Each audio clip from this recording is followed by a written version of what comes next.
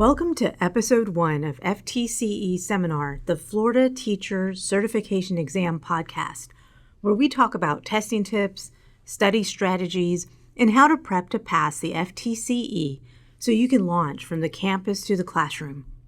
I'm your host, Mercedes Musto. For more FTCE study materials, videos, and resources, visit our website at ftceseminar.com. In today's episode, I'll be talking about microlearning. Microlearning is like a kind of bunch of mini lessons that can be repeated over and over again in less than 10 minutes. So you can individualize your learning and strengthen specific skills. It's what we use at ftceseminar.com to teach concepts. Put it this way.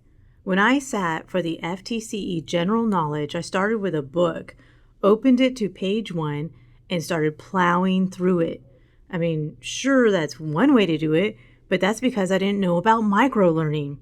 Just in case there's others like me, I asked 30 teacher candidates what kind of study resources they use to prepare for the FTCE test, and 58% stated that they used FTCE prep books too. You know, those really large, they're like 300, 400 pages. Okay, next. I asked the same teacher candidate group what was their study preference, meaning what did they study best with, books, or did they prefer non-traditional approaches like digital learning or video learning or podcasts? And guess what they said? 73% of the same teacher candidates preferred digital learning to traditional learning. Okay, does that make sense? It's like saying, I love ice cream and chocolate's my favorite, but when given a choice, I always choose strawberry. The takeaway here is that you have learning preferences and you have learning choices. Figure out how you learn best and give yourself the best support, whether it's books, videos, or podcasts, or even a combination of the three. Figure out what works best for you. Now, where were we? Yes, microlearning. That's right. First things first. What really is microlearning, and how is this educational strategy going to help me pass the test? According to the Research Institutes of Sweden, RISE, microlearning is a relatively new educational strategy as a result of the rapid changes in our technological society. Today's learner faces time constraints while juggling work and school and family priorities, making microlearning an effective way to study on the go. Valamis, a digital learning company headquartered in Finland, breaks it down like this.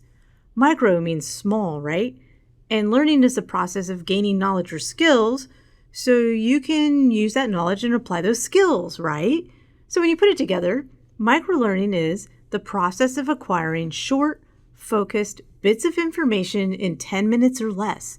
Really, and preferably 5 minutes is the very researched and very preferred micro study time for all this, bite-sized info.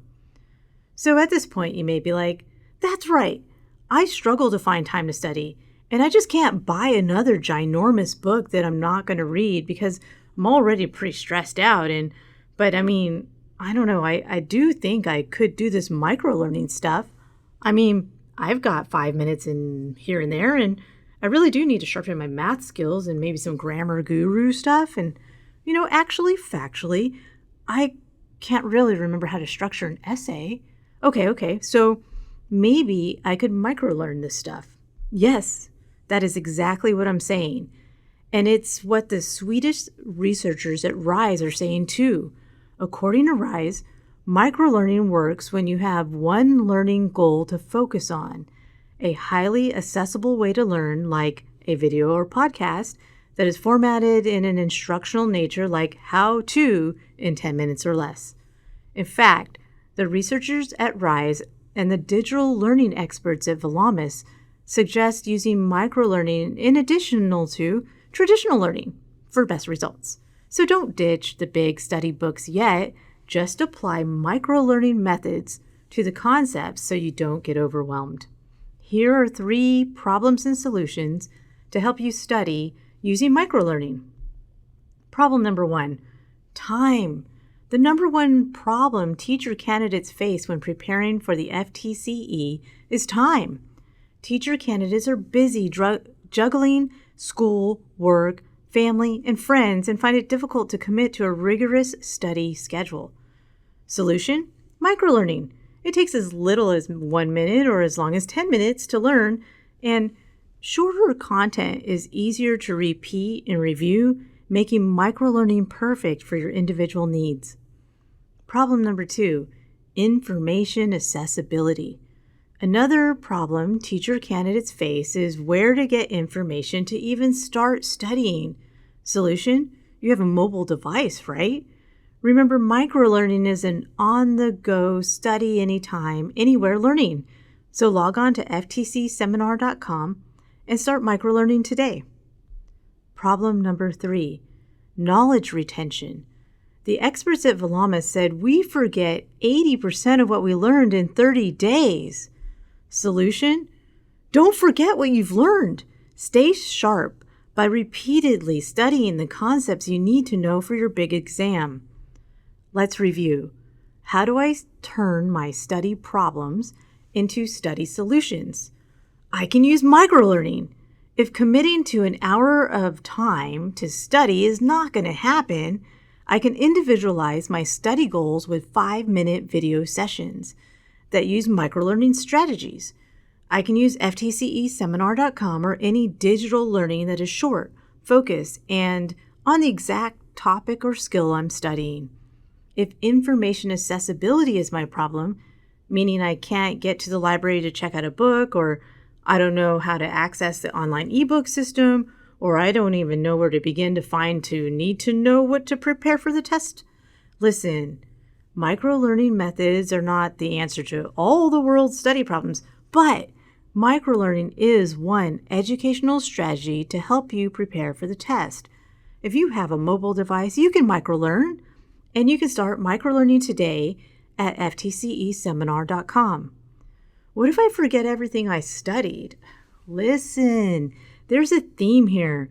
When you schedule your FTCE exam, remember to create yourself a study schedule and use microlearning to repeatedly review the concepts you need to increase your chances of success.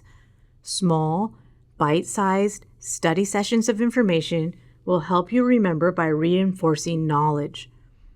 Next week, we'll be talking about test anxiety. This podcast was recorded in the Pickens Multimedia Studio in Access at the University of West Florida in Pensacola, Florida. This is your host, Mercedes Musto. Join me again for another test-taking tip or study strategy on FTCE Seminar, a Florida Teacher Certification Exam podcast.